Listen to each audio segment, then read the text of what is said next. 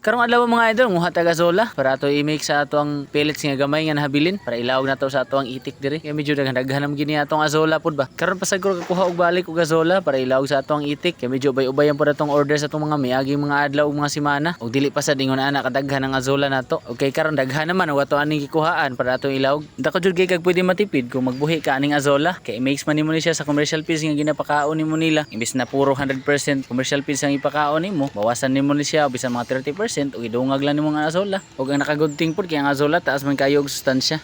Kailangan jud ta mo diskarte mga idol para makatipid pud ta ba. Kay kung commercial feeds ato ang saligan mga idol, pati na naging mahala. O grabe na jud sa kita sa bulsa. Ikaw kung apektado pud ka sa kamahal sa commercial feeds karon panahon na, o ganahan pud ka makatipid, pwede rin ka magbuhi aning azola. Ana kanindot mo gud pa naning azola kay daghan kag pwede malawgan ba. Kusog jud kayo mga onang itik aning azola. Kung naam gani kay manok o baboy da sa inyo ha, sakto jud kini para sa imo ha. Para dahil sa mga nangutanan no kung asa pwede mo order, message lang mo mga idol para ma-replyan mo na ako dayon.